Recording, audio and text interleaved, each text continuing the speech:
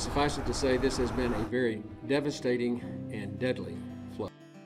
In 2025, over 4th of July weekend, the Texas Hill Country experienced torrential downpour that resulted in massive historic floods that swept away cars, homes, and several lives. Over 130 victims were lost during this natural disaster.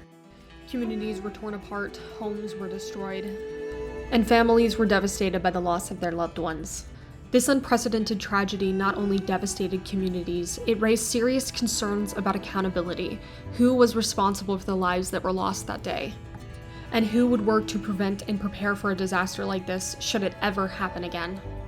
As we reach the anniversary of the Hill Country floods that shook our state and country, we remember the victims that were lost that day. And as the anniversary of this disaster approaches, we ask ourselves, what have we learned? And what will we do differently should, God forbid, another event like this happen again, to prevent the devastation from repeating itself? I just arrived into this neighborhood. I've had residents rushing me to tell me that a house has been swept away.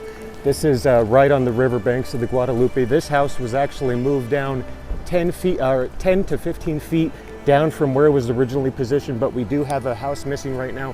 Kerrville police are also on the scene assessing all this damage. I actually spoke to a sergeant with the Kerrville Police Department. He says, stay back from the river. We're expecting another surge around 9 o'clock. This whole neighborhood is filled with residents kind of in disbelief right now. Everyone seems to be very, very upset. Some people are claiming that people who lived in the neighborhood are missing. This is unconfirmed at the moment, but we have this neighborhood in a state of disarray right now, including the residents in a panic. Many of them very, very upset. But let's go back to this porch really quick. A house was once here. There was once a house right here. I'm not sure if it was actually this house, but residents tell me that a house was completely swept away. Kerrville police still trying to figure out the situation of what actually happened and what is going on, but this is the current state of things in Kerrville along the Guadalupe River. It does look like the water is very high behind you right now. Yeah, the level of the San Gabriel River has risen to an alarming rate. That's what county officials are telling me. For some context, we're in the heart of Georgetown. This is the main artery. We're off of I-35 at North Austin Avenue, where that bridge has been blocked off, and you can see exactly why. This bridge was actually under renovation, but since has been taken out by this catastrophic flooding that we've seen here in Williamson County. This has all happened within a matter of hours. Williamson County officials have issued a disaster declaration, and that's so they can get local, state, and even federal resources to come and respond to this. Infrastructure is the main threat. We have seen buildings and homes that have been underwater within this massive flash flooding at the San Gabriel River. We have seen roofs been taken out, and I have to say that this water is powerful. It's rushing downstream, and it has really brought out a ton of onlookers actually shocked. We've talked to people in the area who say they have not seen something like this in recent years. It really is alarming for them. Several places around the San Gabriel River have evacuated, like you said. We're talking about some apartment complexes, and that was out of an abundance of caution. Of course, this is suggested. It's not a mandatory evacuation, but some people have told me with everything going on in the Texas Hill Country, they really want to err on the side of caution.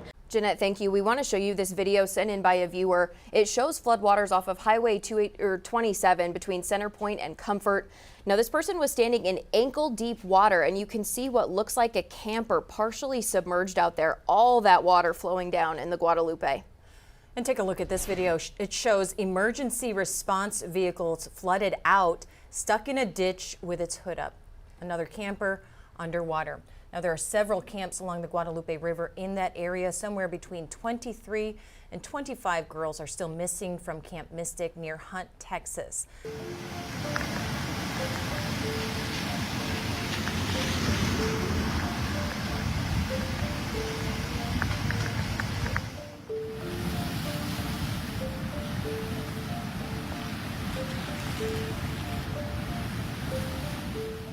Cat in there.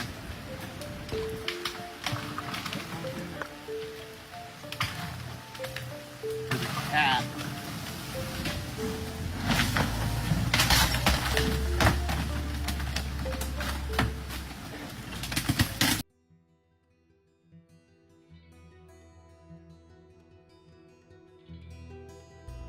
We'd like to provide you now with raw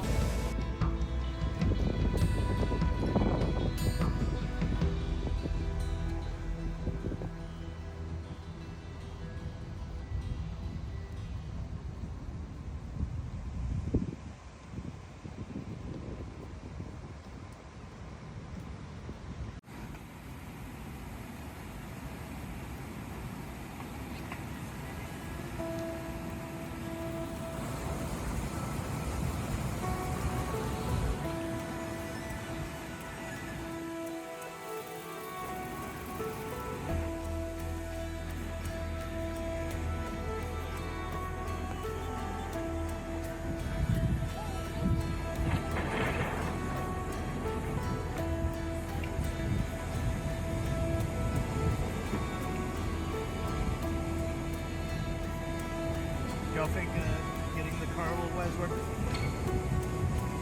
You can think it's a better shot. The window tinting is too much. I am.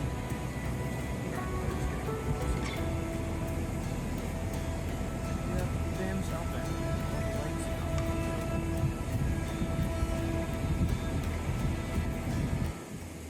At this point, I'm certain the footage speaks for itself. You can see the absolute heaps of trash being carried by these floods. The damage that this event caused cannot be understated, but in no way is it more obvious than when you watch the aftermath. Here you can see a video of Governor Greg Abbott flying via helicopter over the Texas Hill Country to assess the damage. Within the footage itself, you may notice entire pathways of destruction carved through towns, miles of wreckage. The floodwaters came into these communities and quite literally dragged away some of these buildings and homes like they never existed in the first place. Some of this property damage completely irreparable and almost entirely incomprehensible.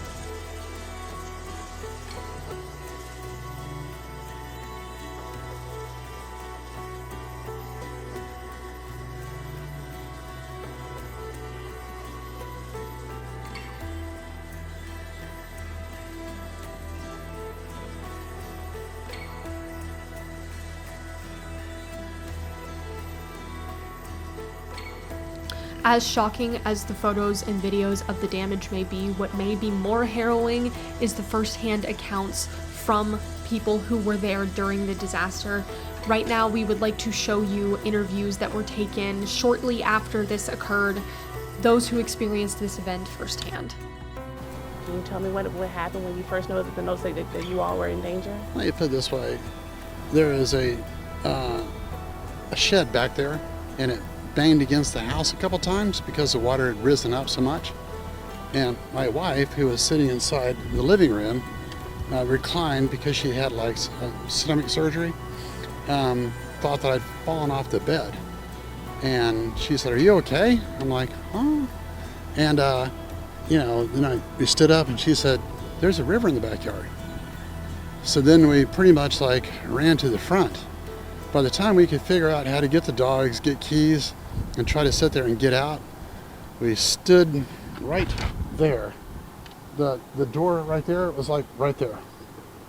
And what ended up happening was, we looked down and it covered 4 motorcycles, floated a Jeep, and then my truck, just within a matter of like 5 minutes. And then the water kept coming up and up and up. And at that point it was like, oh my God, what are we gonna do? It's really scary. And I looked at my wife and I kept hesitating because, houses are pretty strong. But then this house next door over here, Leo's house, broke free. And I couldn't tell what was going on, but it didn't sound good. And at that time, it's like, you know what, honey? The water still seems to be going up. We need to get out of here. Otherwise, we're going to get crushed and drowned. What happened? Well, there was a humongous flood, and I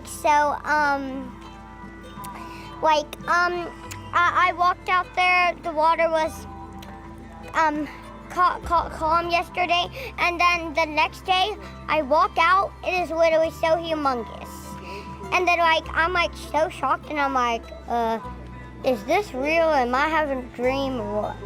And then I'm acting all crazy. I'm waking up my mom, and then Mom's showing me the flood, outside where we eat the hot dogs and stuff, and then and then I went out there, and then I saw a rock here, and then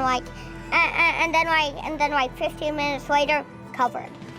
Wow, so that's pretty high. Yeah, and then a guy came to our house at 6 a.m. or something, and then he told my mom and dad to move their cars, and then it got much bigger. It flooded some of the road and a lot. So I was really shocked. I was getting really so scared that I'm like, oh, and then I'm like, is the flood gonna reach our cabin?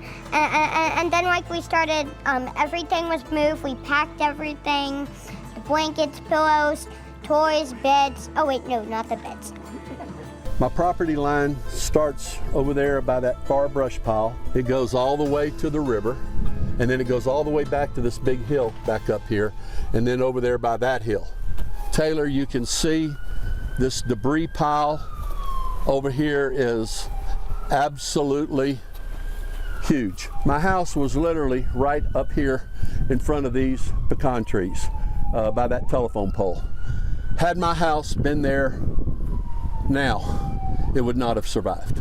The fence, I've got some fence left back over here by that hill. Everything else was either severely damaged or destroyed. So starting this afternoon, I actually have heavy equipment coming in. We will start dozing out all that fence. Where you're standing right now Would have been over me. would have been probably 20 feet over your head. Now, this was a natural disaster. They've happened. I've known about them my whole life because my grandfather and my great-grandfather were here, and my father were here for the flood of '32. My dad was 11 years old. And so I've grown up here and I've seen floods, but never one like this. Right over here, do you see the two people standing next to the white truck? Yes. That's where my gate was. And that gate withstood with no problem the floods of '69, '78, '87, and '02. No problem. Not this one. My gate's gone. My gate is completely gone. Guys, first, just want to say how sorry we are. I know you guys have been out here working nonstop. Yeah. Miguel, when did you get out here this morning? Y'all have been working extremely hard. Yeah, most definitely. We came around 2 to come help out, and then our brother-in-law ended up bringing the skid steer to try to help and see what we can do. And without it, we probably wouldn't have been able to do as much as we've done already. I mean, we've had no help from the city. We've had to find, help within, the community, neighbors, friends that work with my brother, and it's tough. It's, it's not easy to be thinking, well, what if something we do find, it's heartbreaking to have to, witness that, and I don't know, it's really hard. Kind of let them swing by here.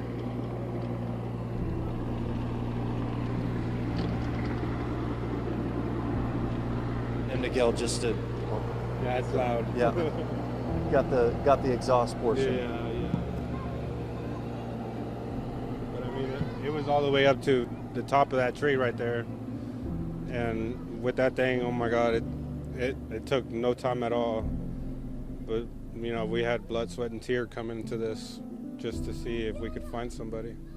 Miguel, who is it that you're looking for? We're looking for my brother Leo, his wife Natalia, and his son, which is almost 2 years old, and his name is Carlos. So it's hard to figure that there's a baby out there right now, and it's already been more than 48 hours. What if, he could be hanging on a tree or embedded somewhere? It's no telling. Miguel, I know you've been finding this is where Leo's house ended up. It was just right down there is where it was, and somehow I just pretty much hugged the tree, and we were hoping that they were in there, but sadly we haven't found anybody. But there's no telling until we clean everything up. There's a chance that they could be in the mud. There's a chance they could be under some limbs. under a car down there.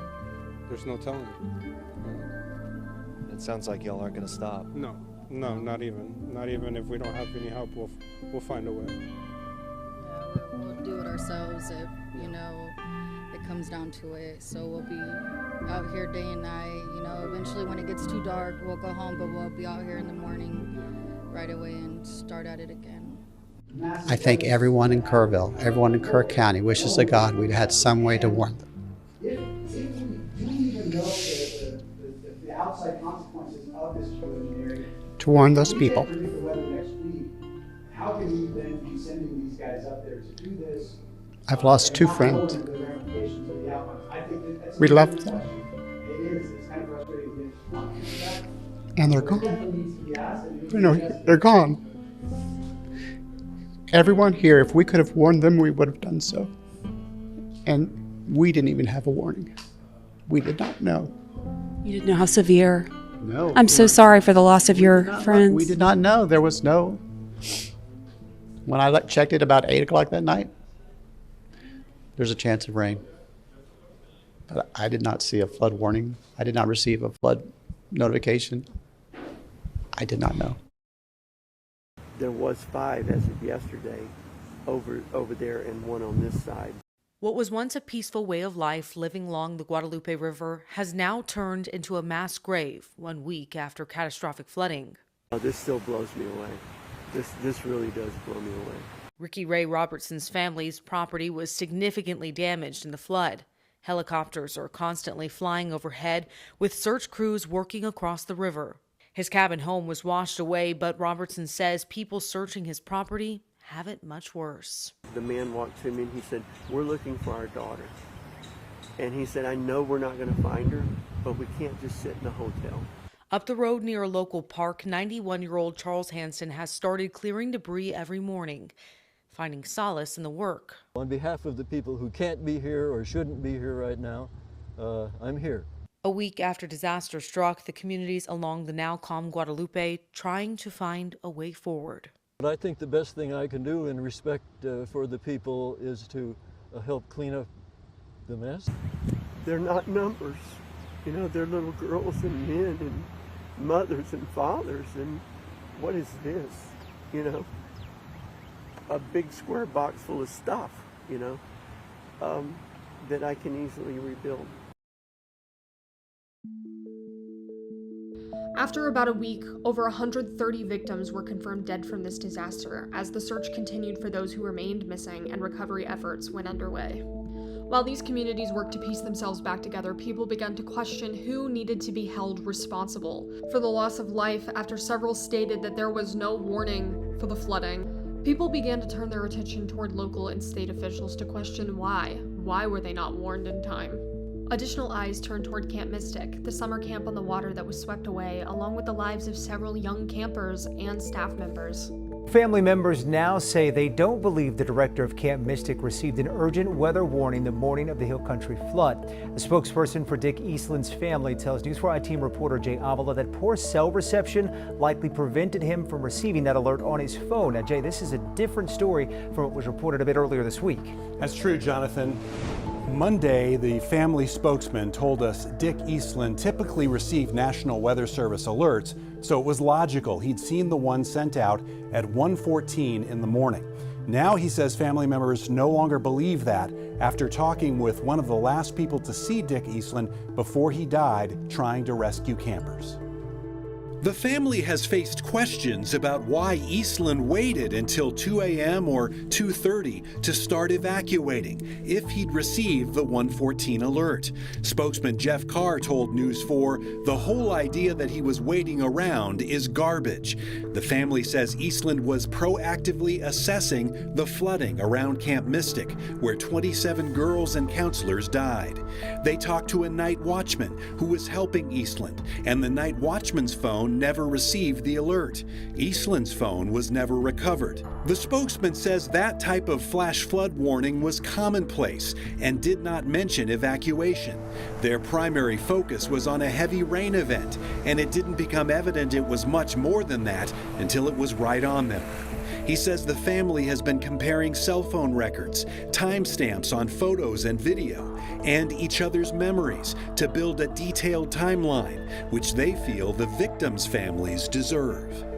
We're told the family has also been attending funerals for some of the victims, but they hope to have their timeline completed in the next few days. For the News 4i team, I'm Jay Avalid. I'm Alicia Jeffrey Baker, and I'm here on behalf of my 11-year-old daughter who passed away and my parents. We were part of the Casa Bonita community, and there were 9 others that were swept away. We started doing our summers here back in 1990. This was not a new endeavor coming out here. My parents bought a cabin out here in 2008, so this was our regular happy place. The river that we've loved so much killed them. I'm sorry.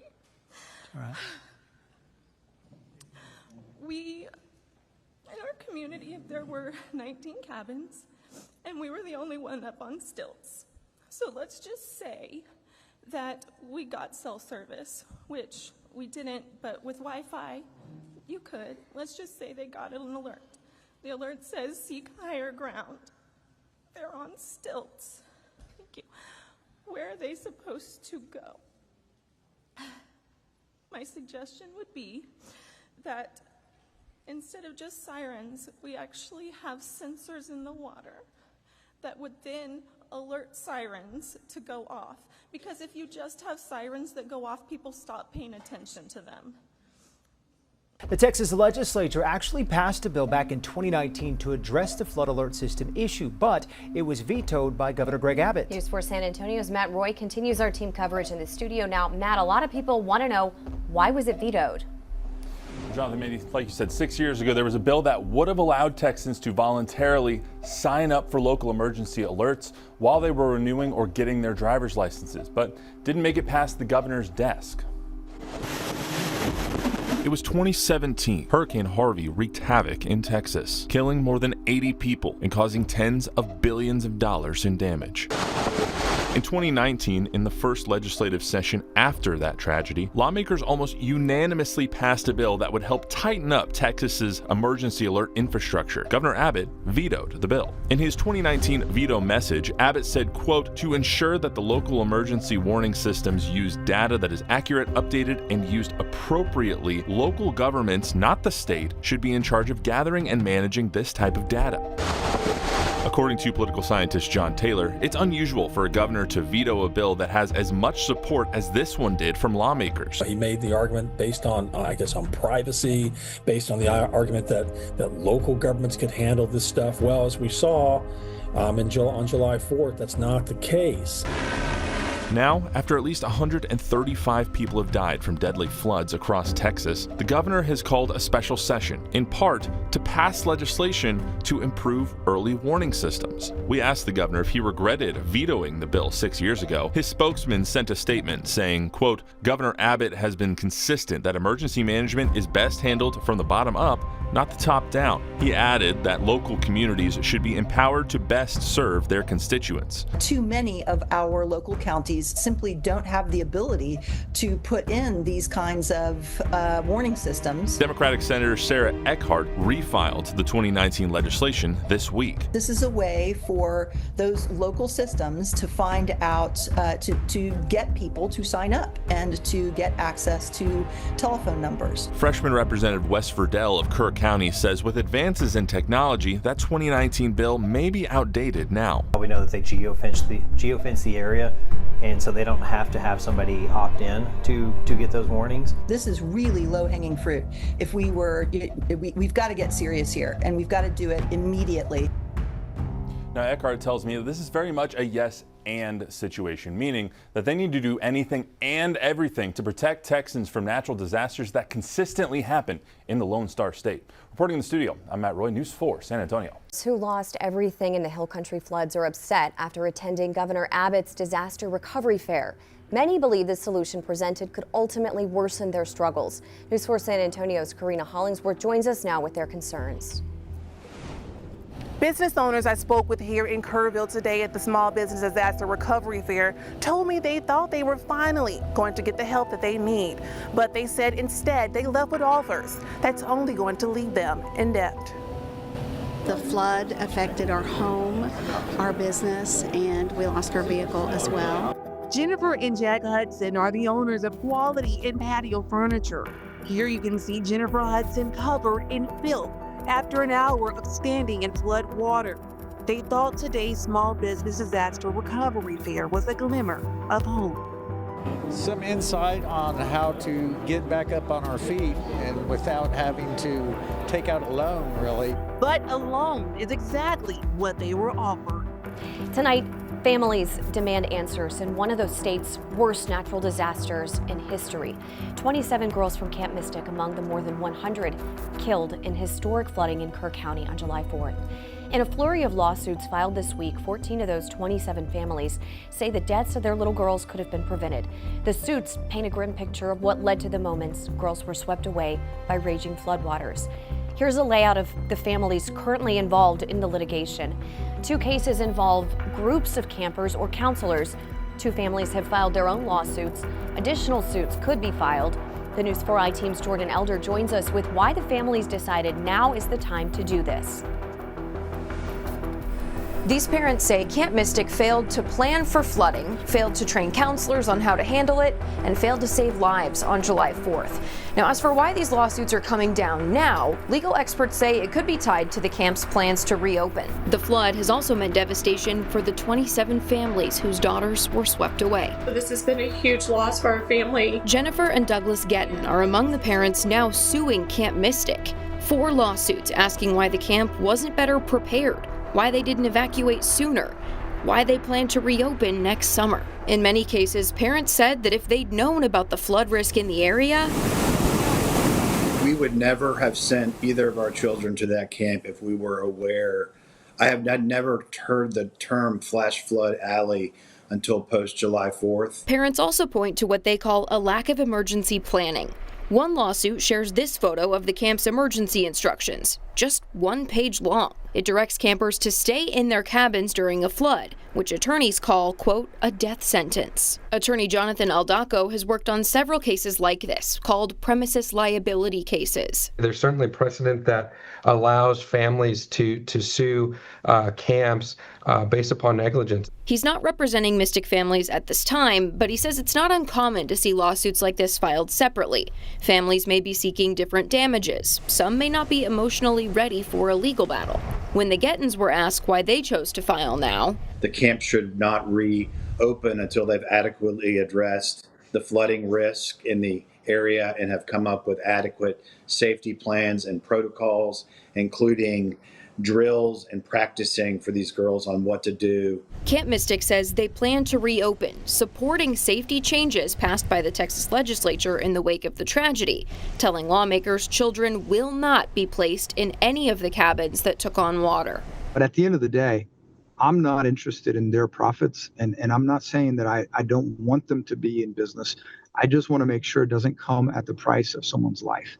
The cost of safety is non-negotiable. An attorney for Camp Mystic tells us in a statement that they plan to prove that this level of flooding was unprecedented. They disagree with several of the accusations in these lawsuits and say they will respond to them. Several families tied to the Heavens 27 Foundation have spoken out against the camp reopening, especially because one camper, Seal Stewart, still hasn't been found. One lawsuit also says that Camp Mystic is planning on building a memorial for their children, but hasn't reached out to the parents about doing that. For the News 4i team, I'm Jordan Elder. We are also following the very latest developments tonight with Camp Mystic. The owners of the camp filed for bankruptcy, which could have major ramifications in the lawsuits filed by the families of the young girls killed there last year. During last year's flooding on July 4th, 25 campers died, along with 2 counselors and camp owner Dick Eastland. The filing comes after several wrongful death lawsuits are filed against the camp. Tonight, News 4 is pressing for answers. We're asking about the impact the bankruptcy filing could have on those civil lawsuits filed against the camp by Camp Mystic families. News 4 San Antonio's Phil Sterling is live with more on what this could mean for those families and for the camp. Attorneys I spoke with said it's designed to help the camp restructure so it can pay off any debts and continue operating. But if that's not feasible, it could mean the end of Camp Mystic. Big questions looming tonight over the lawsuits filed against Camp Mystic. 25 campers and 2 counselors lost their lives during historic floods last July 4th. Now, almost a year later, Camp Mystic filing for bankruptcy, just days after the release of a scathing report from state investigators which said the camp did not have emergency plans and were relying on staff that wasn't adequately trained. It was not surprising that they've decided to file for Chapter 11 protection. Bankruptcy attorney Chip Lane says seasonal businesses like summer camps rely on yearly revenue, and with Camp Mystic, it was the only move they had. The only way to afford it to get some breathing room and attempt to resolve all of the debts that it has is to seek the bankruptcy court's protection. Camp Mystic started the year with plans to reopen the Cypress Lake part of the camp, but they abruptly halted those plans in April after being slammed by state lawmakers during a hearing in Austin. Y'all will not be an operator next session, next season, if I can have anything to say with that, because you just missed it and it was tragic. Camp Mystic is facing a handful of lawsuits from the families of those killed, but those lawsuits are now on hold, while the bankruptcy court examines the camp's finances and reorganizes its debts. If the camp can't end up paying off its debts, estimated to be at least $10 million, it could move to Chapter 7 bankruptcy, closing its doors, and an attorney said that could end up being bad news for the Camp Mystic families, who would be considered lower priority than creditors such as banks when receiving payment. The only bright spot for the plaintiffs, the folks suing Camp Mystic and everyone involved, is that if there's sufficient insurance coverage for liability, they may get paid by the insurance company. We did hear from Paul Yeater, who represents many of the Camp Mystic families. He said the bankruptcy filing won't stop their efforts to make sure all responsible parties are held accountable. Phil Sterling reporting live from the studio, News 4 San Antonio. While the fate of Camp Mystic and the lawsuit filed against them is uncertain, we can certainly tell that lawmakers have made a response to this tragedy on the local level. Lawmakers have and continue to push for legislation that will help establish and reinstate preventative measures that will hopefully lessen the blow should something like this ever happen again. Local communities that were directly affected by the flooding and surrounding cities are attempting to establish more proactive responses by updating their warning systems and being more vigilant on the general matter of concerning weather. Of course, these measures can never fully make up for the lives that were lost that day.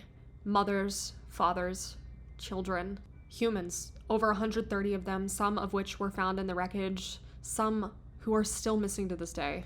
This holiday weekend, let us remember those who did not survive the Hill Country flood disaster of 2025.